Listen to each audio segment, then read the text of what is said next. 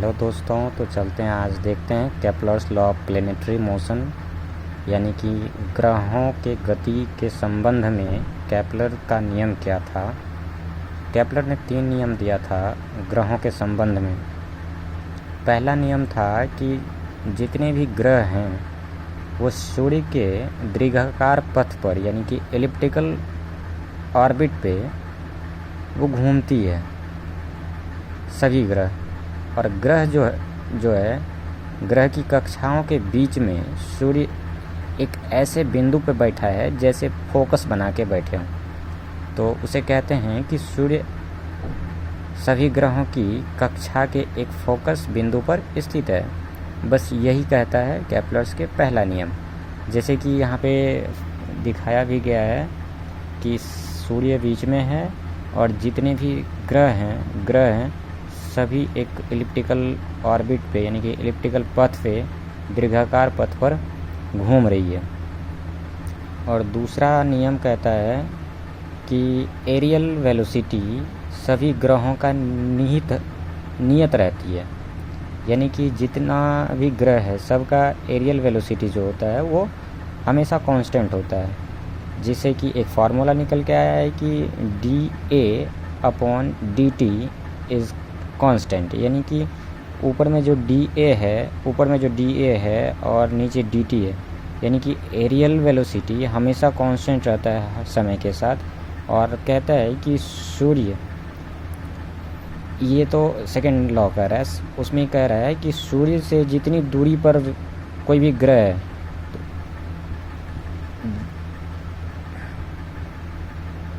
नहीं, यहाँ पे कॉन्ट्राडिक्ट हो गया है।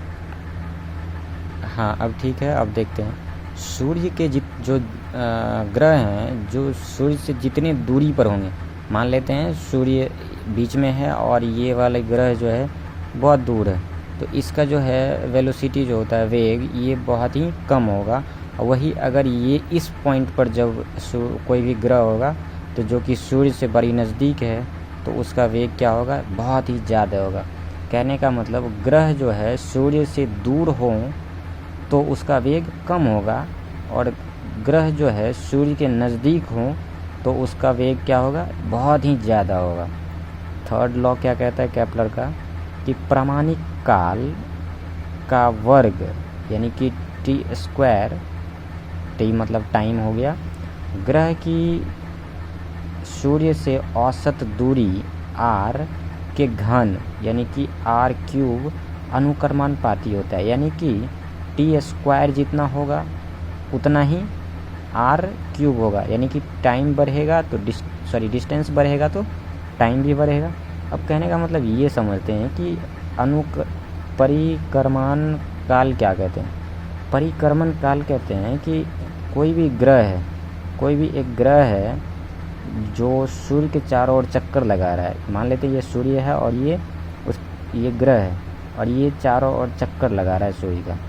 एक चक्कर लगाने में जितना समय लगेगा उसी को परिक्रमण काल कहते हैं। परिक्रमण काल किसको कहते हैं कि अगर कोई ग्रह है और वो सूर्य के चारों ओर चक्कर लगा रहा है तो चक्कर लगाने में जितना समय लगेगा उसी को परिक्रमण काल कहते हैं। तो एक कंक्लूज़न दे सकते हैं कि पहला नियम में कह रहा है केपलर का पहला नियम में कि सूर्य बीच फोकस पे बैठा है और उसके चारों ओर इलिप्टिकल पाथ पे सभी सूर्य घूम रहे हैं, ठीक है। और दूसरा नियम कहता है कि एरियल वेलोसिटी हमेशा कांस्टेंट होता है।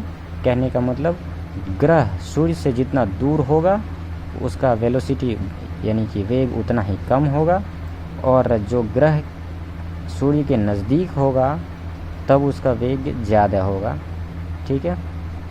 और तीसरा नियम कहता है कि कोई भी जो ग्रह है जितनी दूर होगा उतना ही उसको वक्त लगेगा एक बार परिक्रमा करने में, सूर्य की परिक्रमा करने में। यानी कि परिक्रमण काल जो होगा वो डिपेंड करेगा किस पे, दूरी पर, यानी कि डिस्टेंस पे।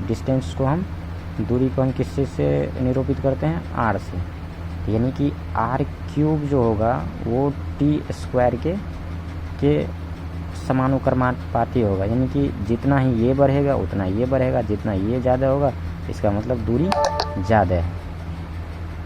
तो अगली वीडियो में और कुछ और देखेंगे।